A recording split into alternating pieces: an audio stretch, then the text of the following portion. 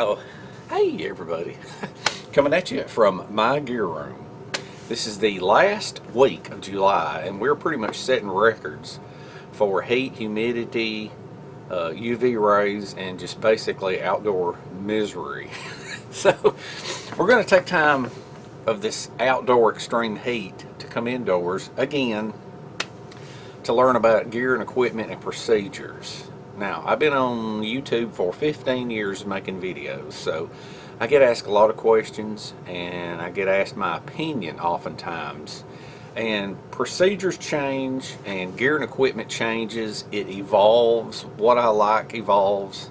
So I started out with 10 questions and then I wound up throwing in a couple of more. So basically, it's 12 questions on hiking, camping, bushcraft survival type gear.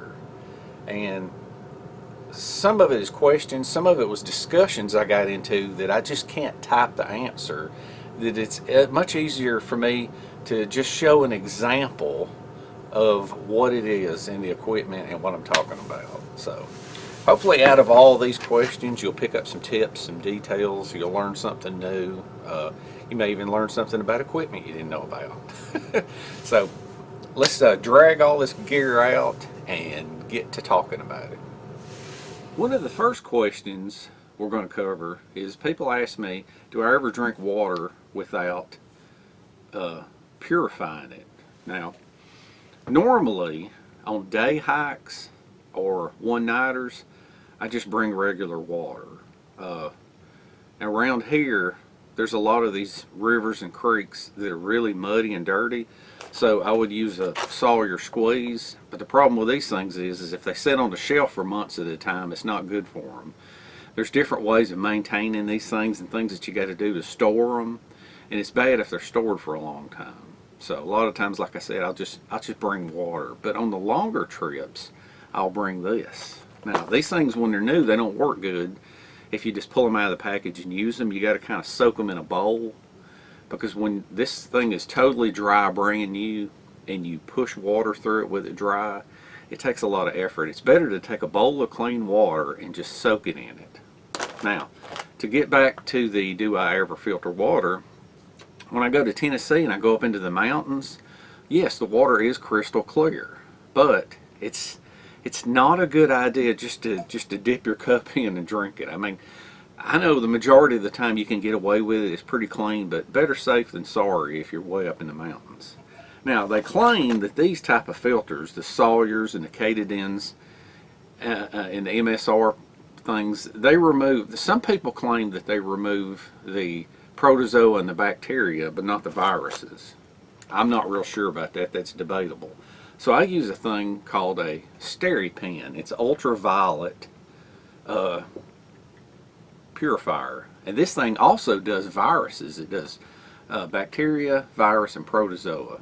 I'm going to show you how this thing works and talk about it real quick. But what I would do is I don't dip my cup in whenever I do this, because if you dip your cup into water and then you use this, you're still going to have whatever's on the outside could have viruses or bacteria or whatever, but what's inside is good. So I've adopted the habit of taking a dirty bottle, and I always mark it. Mine are marked with yellow, and this is what I will dip and hold under the water, and then this is what gets purified by the ultraviolet light, and then I pour it in here and drink it. And that's just, the drawback to this thing is the water's got to be crystal clear, and that's why I don't use it much around here. I just use it on trips like up into the mountains or wherever the water's crystal clear, but it does do a good job. So I'm going to pull you in a little bit and we're going to take a look at how this works. This is the older one. This is the SteriPen Classic, and it comes in a little pouch with the belt loop. And this thing, the newer one called the SteriPen Ultra, it's got a plug-in with a USB where you have to plug it through a USB cord, but this is the old-fashioned one that it runs off of batteries. Now, when the thing about this is you got to have fully charged batteries, and when your life's kind of dependent on purification, I like to have a really good battery case. This is like a heavy-duty one off of Amazon, and so you don't have to worry about, like I say, you don't have to worry about they go on the top. you don't have to worry about having a dead battery. I mean, you don't have to worry about having to charge it through a USB port on this one. Alright, so this thing, the lid just pops on. It's supposed to have a waterproof compartment here. Now this part pops off, and it's a UV lamp that lasts for 5,000 treatings. And then it's got these two little metal probes, and what they do is when they make contact with the water, they're good to go. Alright, so let's take this water bottle. I hope I don't overflow it. Now you mash the button once for 1 liter and twice for ½ liter. So something like this, anything small like this. And you mash the button, and it should turn green, and then it'll start blinking. Now as it's blinking, you'll dip it in the water. As you'll see, the ultraviolet light goes off. Now you're supposed to shake it, or you're supposed to stir it. Now the ultraviolet light is supposed to kill all that. And supposedly that's very harmful to humans. That's why it's got the probe, so that it won't turn on with it in your hand. But this plastic blocks it. But anyway, you're supposed to shake this up, but this is, the mouth of this is too big, because where this part is here, this blue part, is rubber, and it's supposed to seal up against something. You'll see in a minute when that goes off, and the light will turn. But like I say, you're supposed to kind of agitate it. You can also, if there's a way, and see it just went off. I think that light, see the light's green up on the top? When it's green, it means that the process is done. And see, then you just pour your water in to your cup. You're ready to drink it. It also comes with this little pre-filter thing, like this. It's got threads on the inside, and it's got threads on the outside, and inside it's got a little filter. But I've never used this thing before, because I don't use it unless the water's crystal clear. But anyway, that's a very handy device right there. And it's also good for not only camping, but like if you're going to a hotel maybe, or somewheres where the water's questionable, you just whip this out of your pocket and stick it in. It'll kill everything. Even a restaurant. Alright, moving on to the next one. While we're on the subject of water, a lot of people have to carry water, and they carry canteens. Some use these military type canteens, and then some use these water bottles. That's a really, really nice water bottle there from Walmart. But I've always used these Molly water bottle carriers. And I think this is probably a question that throughout the years I have been asked more about this than anything. And I got to clear something up about this. When you order these things, these, I don't even know if they sell them on Amazon anymore or not, the company I bought them from, but it was called Orca. And there's other companies that make these things. But for some reason, every time I ordered them, they were different. Like this, it had a pouch on the bottom and a pouch on the top and a zipper on the top. And then when I ordered this one, it was 1 inch taller, and the pouch on the bottom was even bigger. The pouch on the bottom is pretty neat because it was big enough that I could put it was big enough, let's see if I can get this unzipped. It was big enough that I could put a survival tin in the bottom of it with a little bit of components, but it wouldn't fit in this one, which is weird. And then, but these things are great because they actually hold a 2-liter bottle. And these things are, not only are they cheap and replaceable, but you can see the insides of them. Something like this right here, you can't see inside them to see if there's any sort of mold or bacteria or something growing in it. But anyway, here's you can't hardly see the tag on this, but it's Orca. I don't know if I can pull it down. Orca, like the whale. But anyway, they have these in all different colors, and they come with a strap where you can carry it over your shoulder. Now, for some reason, and all the straps are the same, for some reason, I ordered one like it, I ordered another one that's a little bit different, and then the next one that I ordered, it didn't have anything on the bottom. It had no pouch on the bottom, and it was too short. for a 2-liter bottle. Now I took advantage of that by putting in a clean canteen, which is actually a perfect fit, because I guess because this thing is actually made to be a water bottle carrier, but that fits perfect. But that, I'm thinking, it's hard to zip it up. No, actually, yeah, see, that thing right there, it's a little harder to zip up, and some of these others I have more room, but this didn't have the pouch on the bottom, and I think it's just weird. That does fit in this, but it doesn't zip up as well. But the big clean canteen fits perfectly. But anyway, that's that. The company's called Orca, and they've all got a big pouch on the side, and I guess they still, there's probably by now, over the years, there's probably a bunch of different companies that carry these. This next one is probably the #1 question I have been asked about on my channel throughout the years, and that's about my do-rags. Now, a do-rag can pretty much be any piece of cloth large enough to wrap around your head. But what I tend to do is I cut them in kind of like a triangle shape, like that, similar to it. It's a large piece of cotton cloth, and then I kind of cut a cutout on each side like that. And then sometimes I'll take scraps of t-shirts and sew them together. But if you got an old wore out long sleeve shirt, you can cut this out, one out of the back, one out of the front. Now, the idea behind this, the way you do this, is you grab each end, okay, and then you lift up over your head, and then you pull it down over your eyes, just like that.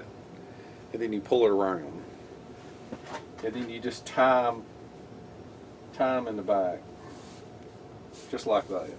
Now these tails, the tails can be longer. If you ever need a little piece to wrap around a cut or something, you can use it, or if you got to make a little char cloth, you can cut little pieces off. But anyway, so you do it around your eyes, and then you just pull it up like that. That way you got a double band around here that in the summer, whenever you get all hot and sweaty, this will keep the sweat out of your eyes. And another thing too is if you have bug spray and you spray bug spray all over your hair and the back of your neck, as you sweat it goes away. But I've learned over the years that if you take bug spray and spray it all over your do-rag and all the way down the tails that lay across your neck, it helps better. It actually stays effective longer without you sweating and it rolling into your eyes or it going away. And another thing, these tails can keep the sun off of you, keep you from getting the back of your neck burnt. And then you can take this, and if you're in some sort of a dust storm or a sandstorm, whatever, you can pull it down over your eyes and over your nose. And yet another thing is if you got a bunch of brush that you've got to charge through and you don't want to get poked in the eye, you can pull this down over your eyes and you can still see and you can make it through it. So that's the ins and outs of the rag, the do-rag, and it looks cool. Alright, on to the next one. This was a more recent question I got from my friend John, and he asked me about moving blankets. You know, most moving blankets are blue, but they do sell them camo. Now, I've used moving blankets a lot, but it's been at least 10 years since I've shown any on video because I just kind of moved on to other things. But moving blankets are good because they're cheap. They're, you know, they got insulation to them. They've got padding, and they look cool. But these I bought probably 15 years ago, and I bought them at Northern Tool. And I've noticed here lately the ones that you get from like Harbor Freight or wherever, the quality is much worse. And I don't know what they're made of, but they're just like, they got a weird feeling. But these were made by American Moving Supplies, I think AMS, and I don't even know if we're in business or not anymore. But these things are great because you can carry them with you, and you can either put down a tarp and put it on top of the tarp, and it kind of insulates you and everything from the ground, and you can like lay 3 or 4 people side by side on top of this. And the other thing you can do is when you put up a ridge line and you put your tarp over it, you can lay this over the ridge line and then put your tarp over, and it'll actually block a lot of the winds, and it'll kind of dampen the noise from rain. There's just a lot of different uses for these things. In mine, I added webbing in certain places, you know, because it just comes with this edging. It's a blanket is a blanket, but see, I've added webbing with loops on it, and I added grommets. See, I've got these, they're all along here for hanging them up and stuff. But this one has got webbing all over it, and like, see, this is a grommet right here that has it's a grommet that has like paracord going through it. But anyway, those I got two from Harbor Freight, and I don't like them as much as these. These came from Northern Tool, and I even made bags for them to carry. Isn't that neat? The bags, I found some olive drab material, and I sewed them up, and I made them just about the size of these things rolled up. But this is not a normal cotton olive drab material. I got one that's got some spandex in it, so it's a little stretchy. And then I took these, I don't even remember what these were. This is some kind of padding off of a laptop case or something that had some Fastex buckles. See, that way that you can carry them with you. You can either put them on top of your pack or under your pack, or you can even strap something inside there like that. Or you could lengthen it and carry it as a shoulder strap, because this is padding. You know, you could add some padding to it. But what I do is I roll up the top. Now, I need to sew a handle on one end, because you kind of grab it and see, you pull it out. Like I say, this is a stretchy material. And see, there's my other blanket right there. You put one on the floor, use one for your wall, you know. I don't know if they still had the tag on them. I probably cut the tag off. But I think it said American. Yeah, it had a tag right there. It said American Moving Supply. But these things are great for whatever. Put them in the bottom of your tent, bottom of your tarp shelter.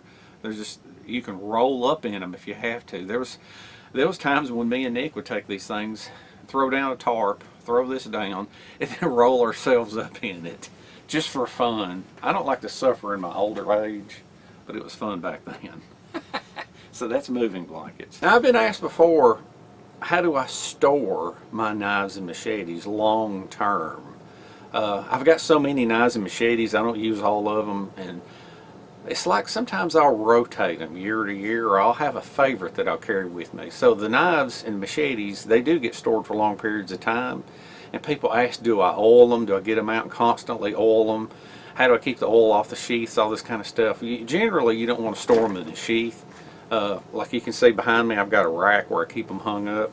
But the best thing I found is this stuff right here. It's called Renaissance Microcrystalline Wax. Actually, museums use this for storing artifacts, like old swords and daggers and things. But this tends to be the best, and a little bit goes a long way. Anything metal you want to store, that stuff works. Alright, moving on. A lot of times I'm asked my opinion on sleeping bag liners. Do I like them? What do I like? What do I like? Do I use them? Yes, I love them. With a regular sleeping bag, you don't want to get the inside of it real dirty, so you use a liner. And the other thing about it is sometimes you can boost the, well, I mean, you can boost the temperature rating by using a liner. Now, you might think a liner is a liner. There's only one liner that I've ever seen that just really stands out. So I buy, for a while there, Walmart carried these Slumberjacks. Now, the Slumberjack, they make one for winter, and then they make, I think it's called a Slumberjack Reactor, I think. And then they make one for summer that's a different material and it's thinner. And these things are great, and they're also cool for, like for example, I do have a winter bag and a summer bag, but sometimes you can have one bag, like this is a Coleman fleece bag. You can take this thing and it'll work for certain times of year, or if you get to an area where you're not real sure what the temperature is going to be, just carry both of them. You may need just this, you may need to put the liner in. Now a fleece bag, you can wash it and wash it and wash it, and it's no big deal. It's just like washing your fleece jacket. But a regular sleeping bag, especially a down sleeping bag, you don't want to wash it, so you don't want to get it dirty.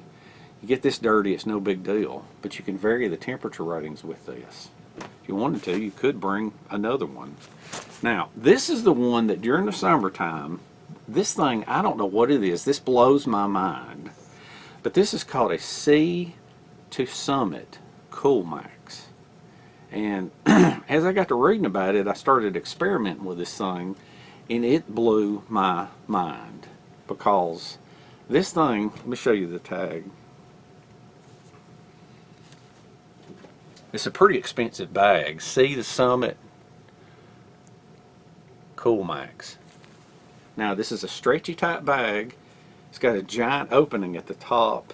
It's got a cord with a cord lock where you can pull it down around you. Now, I'm going to say something that a lot of people are going to argue with, but if you don't have experience with this, you can't argue with it. If you sleep inside a bug net, alright, during the summer when it's extremely hot, it used to be I would crawl inside the bug net and take off my pants and my shirt and just bare skin. Alright, I felt like that was as cool as you could be in the summertime, and I don't know what it is about this material.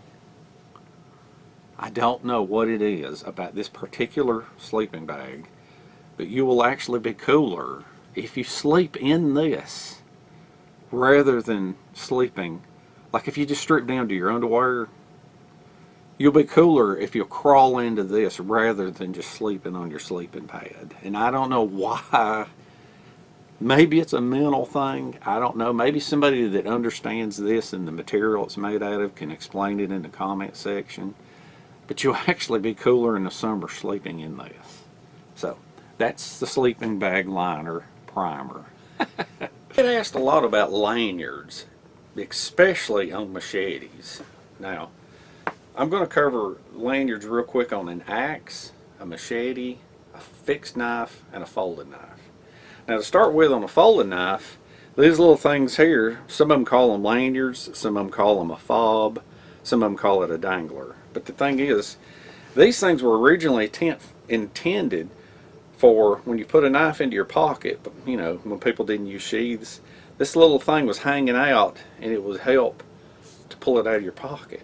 Alright, but they've become very decorative. People add beads and they add little skulls and things like that, and you know, if you got it in a sheath, you may or may not need it.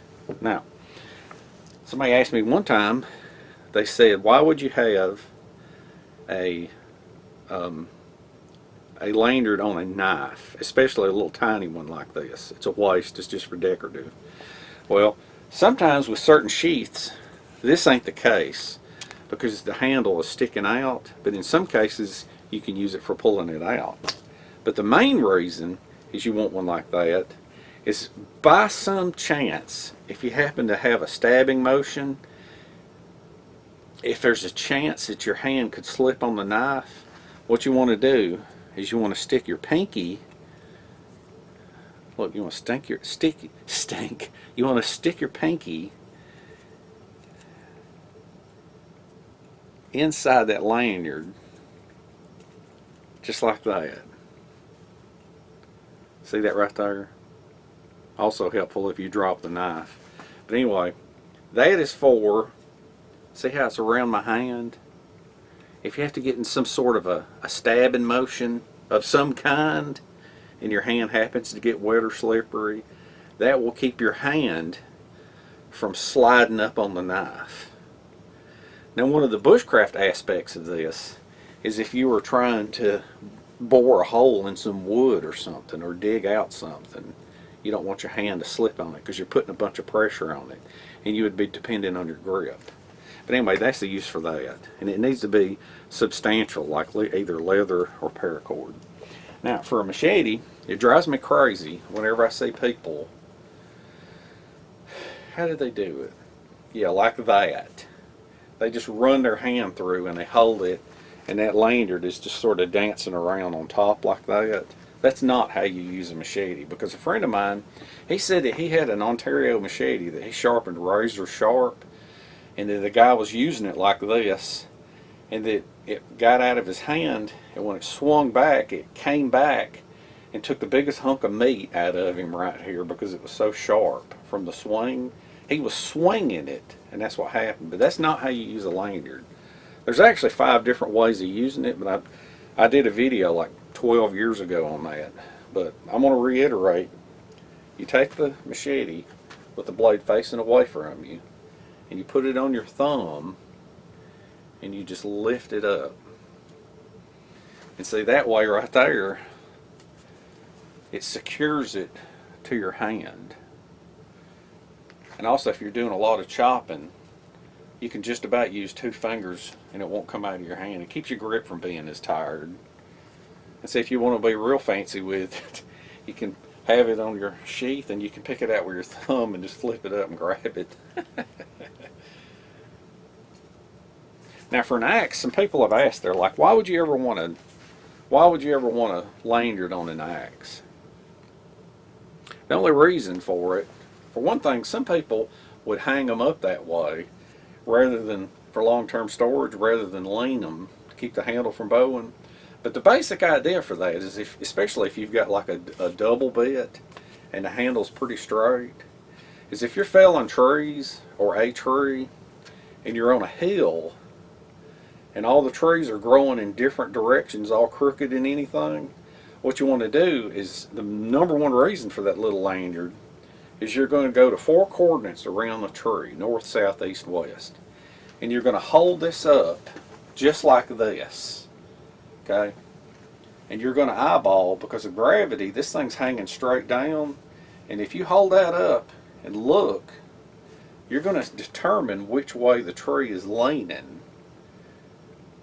And then that way you'll know where to make your deep V cut. And then your deep V notch for the tree to fall. But that's the reason for the little one right there. Seeing if things are straight. Alright, so everything you want to know about lanyards. Now you know. Speaking of axes, that brings me to another question. People ask me, they're like, what is your survival combo? Is it a axe and a saw? Is it a knife and a machete? Is it a machete and a saw? Is it an axe and a saw?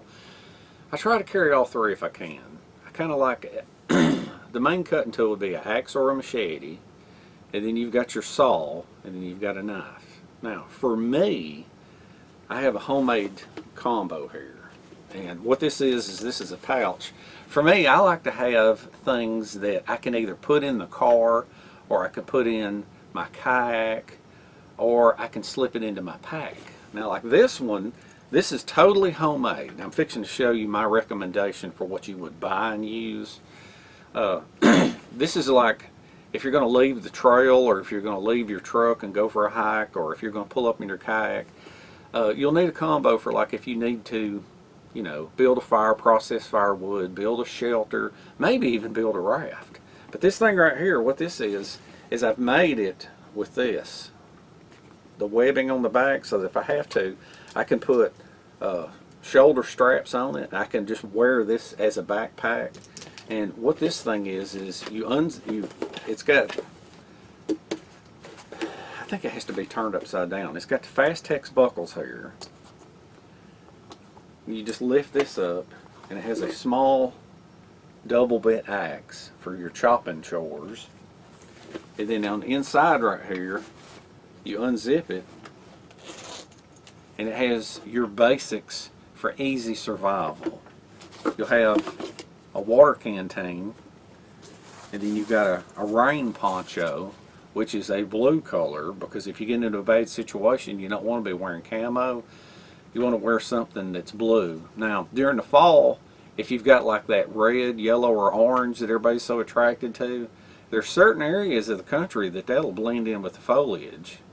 But the only place that you'll find blue naturally occurring is in the sky or the ocean. You ain't gonna find anything blue in the woods, so you'll stand out.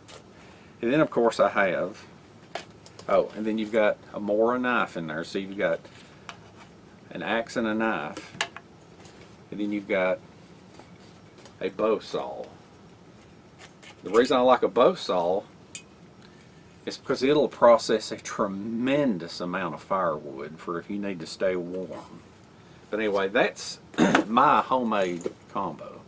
Now, most people that know me know that when it comes to axes and hatchets, I prefer a wooden handle. But I have to eat my words on this Gerber combo right here. I despise plastic handles on a full-size axe, but on a hatchet, this thing blows my mind. I love it. This thing, it's a Gerber. It's not real big, but you can sharpen it up, hone it up, and this is a great little chopper. And it don't weigh much. That's what makes this a good survival tool.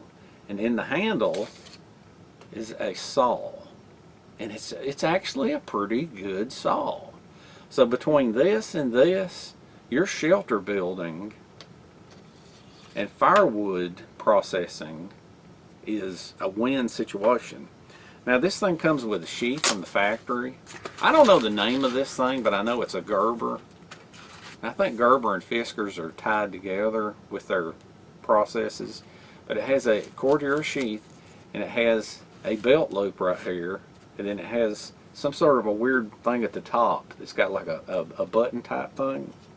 Now what I would do, for people that just want to run out and buy their tools and you're not going to make your own kit, buy this and buy a Mora. And this thing, you can either slide the Mora all the way up inside here. Wait a minute, let me turn it around. Okay, you can slide the Mora all the way up inside there, and that is a complete lightweight survival kit. Now, the other thing you can do is, these Moras have got this little knob right here on top. You can take that, you can take this, check it out, and you can clip that. I gotta flip it around, there it goes. Well, it clicked on there better the other day. You can clip it on there like that. I don't know why it's not working, but it clipped on better the other day. But anyway, you can clip that thing on right there, and you can hang it on your belt right there, and then that'll be your combo like that right there.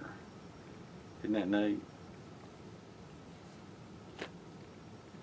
But anyway, if you want to buy something, I suggest this kit. This is the most lightweight do-all kit I've seen you can put together. If you get lost somewhere, stranded out in the bush, or if you break a leg or fall into a hole or fall down a cliff, you don't want to, the last thing you ever want to do is be screaming for help. Help, help, somebody help me, because your throat is just going to go away, so you want to carry a whistle. They make common whistles, and for a while, I think this one was called an Ecotac, and for a while there, this was my favorite. I mean, loud. But there's opinions change. My friend Chris sent me a Storm whistle, and this bad boy is my new choice. This thing is awesome. You wear it around your neck. Now, the way you judge a whistle is if you blow it as loud as you can, and if it hurts your own ears, that's the whistle you want to carry.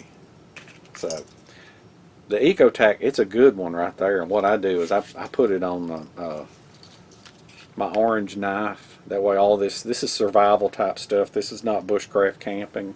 I like natural colors, camo and stuff, but you want bright colors for survival type situation. But Storm, I think he said the Coast Guard might use these. This is loud, but that's my new choice. Oftentimes I am drug into discussions about these Mylar survival blankets, and they've even got to the point now where they sell giant 10 packs of them. These things right here, as far as a blanket goes, if you wrap it around you, they condensate. They don't breathe. Or as Morris Kohansky says, they're not vapor permeable. But these things are great for reflecting heat back on you from a fire. And Morris Kohansky invented the super shelter using these things. But as far as wrapping them up or lying in your sleeping bag with them, these are terrible. They're not good. In cases of humidity and dew point being in certain areas, you're going to sweat in these things. There's a few cases that you may or may not if you got enough layers between you and this, if this ain't touching your skin. So a lot of people ask, they're like, what do I think about these super heavy duty Mylar blankets like Arcturus? All Weather makes one. I've got 3 or 4 of them. They're pretty good.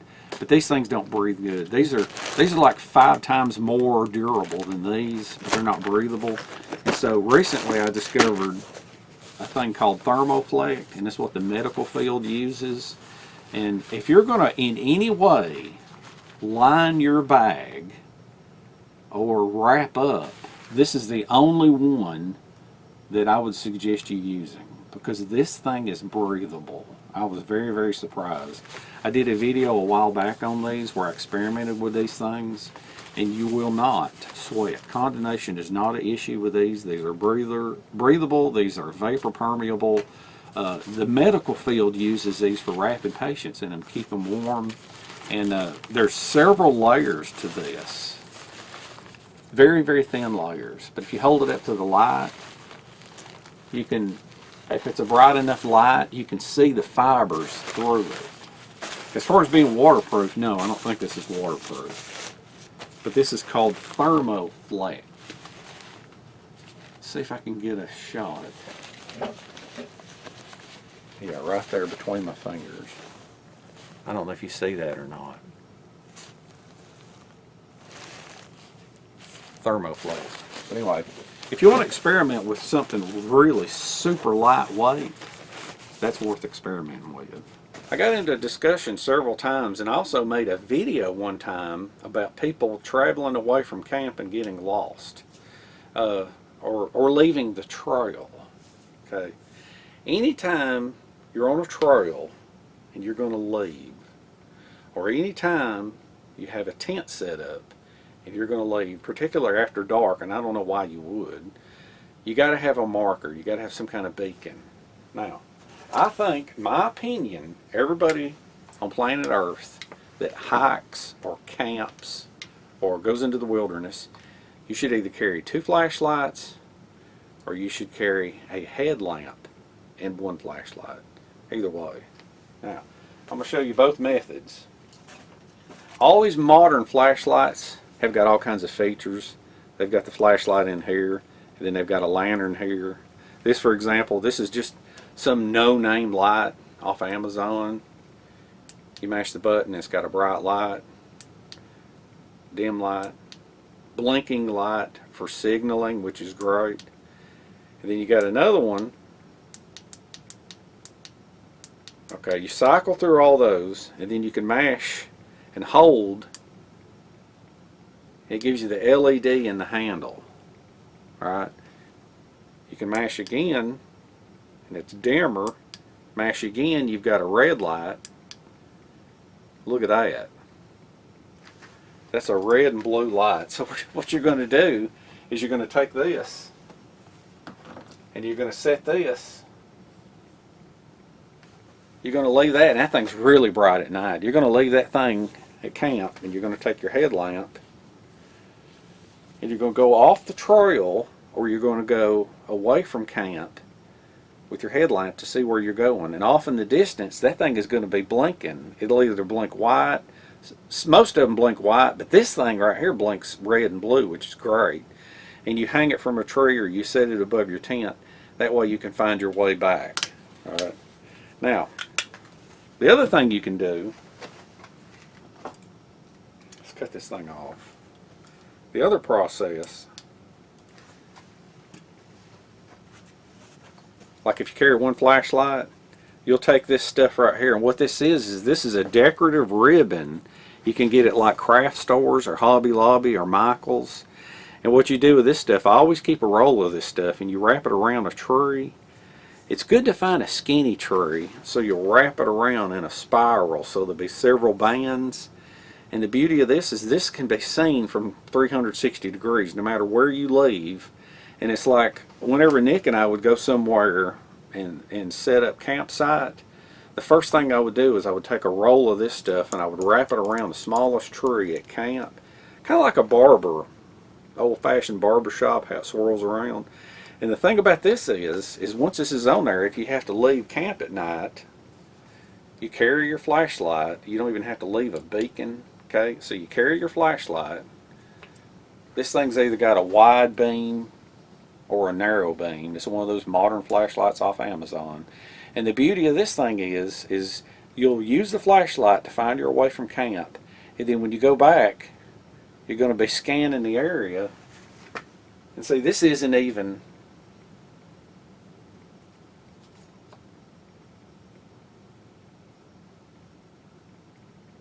Can you kind of see? I don't know, it may need to be dark. There it is. That stuff right there at night, there's a little bit of light in here, but at night, that thing right there will really, especially if you've got 4 or 5 bands, it'll really show up, and you'll be able to find camp at night. So that's my deal for leaving camp or the trail. Never do it without some sort of a signal beacon or locator. Now for our last little subject of discussion, as time goes on, opinions change, gear changes. Sleeping pads used to be all I would ever use was those green foam pads, the USGI ones. And then I tried like a Dutch one from Harbor Freight. And then I got Thermarest, Alps Engineering. I started getting all these inflatable pads. I tried a couple of those off Amazon that are the no-name Chinese ones. But for the winter time, you need an inflatable pad that is insulated, or you will freeze. You'll draw the cold from the ground into your pad. Okay, so you need an insulated one. In the summer, you use that to your advantage. The larger the pad, the more it will draw the cool out of the ground. So you got to have a pad for winter and a pad for summer. Used to be Climate Static V was my absolute favorite for a long time for the winter time. But then I tried the REI Rail 1.5, and it just blows the climate out of the water. It's a little heavier, but it is a lot more warmer. And for the summertime, I like the Big Agnes Air Core. Now, I don't know if they make this one anymore or not. They might not. They got the Air Core Ultra, but this is uninsulated. This is for summer. So I'm going to pull these out and I'm going to inflate them, let you take a better look at them. Let's start with the Big Agnes Air Core since it is summertime. So I'm going to inflate this. We're going to take a look at it. So this is the Big Agnes Air Core fully inflated.